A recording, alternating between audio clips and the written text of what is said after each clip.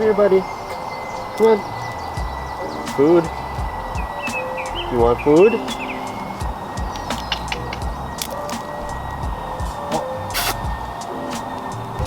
Yeah. See where that landed? Welcome to the jungle. And by jungle, I mean forest. And by forest, I mean we're at High Park today in Toronto. Beautiful area. I see a couple squirrels in the background now. We're just hanging out, taking a decompression day. Like always, we talk about these decompression days. So something Luke and I were talking about the other day is how you don't acknowledge your own progress. Dude, there's nuthatches right beside me. Like, when you start talking, just literally flies onto a tree 2 feet. I am the wildlife whisperer. You heard there was peanuts? Who'd you hear it from, bro? Like this guy just came here and he's all hanging out. He straight up jacked the whole peanut and flew away. That's nuthatches for I didn't even know his mouth can open that big.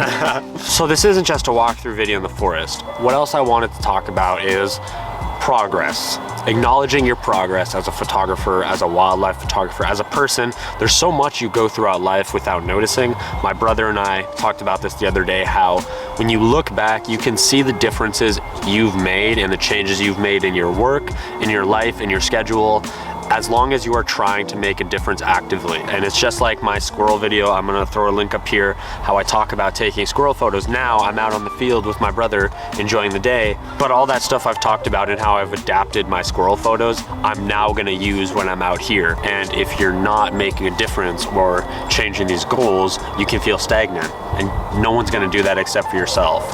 So let's talk about a few other things that could be involved in acknowledging your growth and actually able to grow your wildlife photography.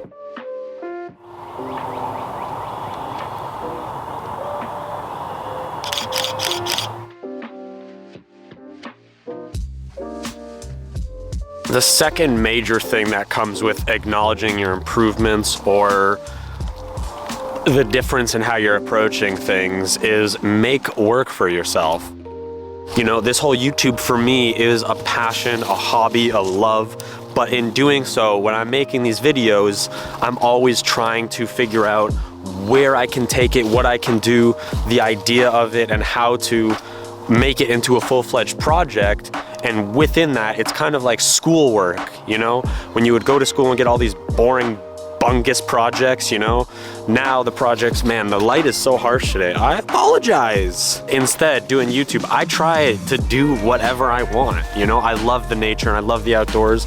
And with that is gonna be a point. I want you to know how you can improve your life and your wildlife photography through just acknowledgement. It makes a massive difference in your energy levels.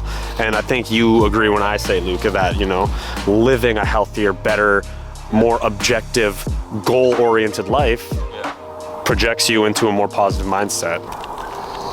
Yeah, there's a poo. This is definitely a home. This little Tarzan home.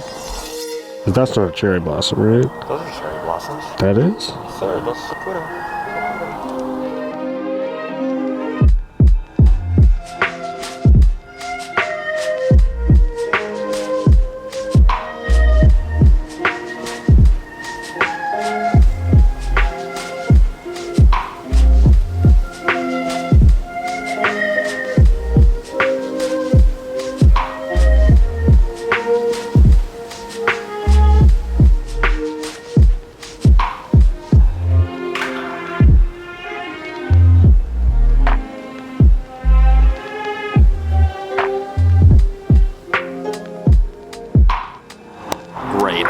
You saw some cherry blossoms. We saw some cherry blossoms.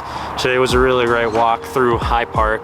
It's unfortunate a lot of the cherry blossoms are blocked off. Would have been nice because that area that's blocked off is also surrounded by squirrels. But besides that, what we're finishing the video off is the third point that relates to you acknowledging your success and growth as a wildlife photographer, a person in any skill you're doing.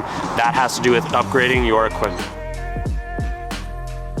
This camera, this lens, for example, is about a $4,000 or $5,000 Canadian lens. It's expensive, but I outgrew my old equipment because I felt like the shots I was capable of getting were higher than the quality the lens can produce. Yes, the top-notch quality photographers can make any poor camera setup look great, but when you start upgrading your camera equipment because other aspects are not being fulfilled, or you need to change your game up and upgrade the quality of your production, that's also showing you were somewhere before, starting off as a rookie, and now you're buying new equipment. It's the same way with my audio equipment. I'm now buying better microphones, I'm buying studio monitors to set up, and it's the same thing with my ESR. I'm trying to figure out what camera I could buy to shoot 120 FPS to slow the footage down and get creamier, smoother B-roll that's nice and slow, or crispy for the wildlife.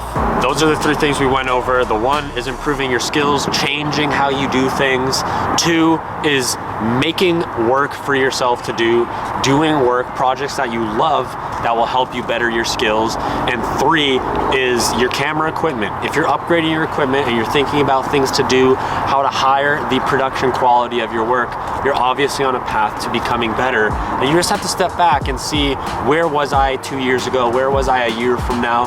And those are some of the main aspects recently, especially, I have found that is making my quality of work better and making me acknowledge and appreciate everything much more. I hope you enjoyed today's video. Hope the cherry blossoms were awesome. This is my brother signing off. We won't say anything. Bye. And as always, peace, love, positivity, and good vibes only. Bye.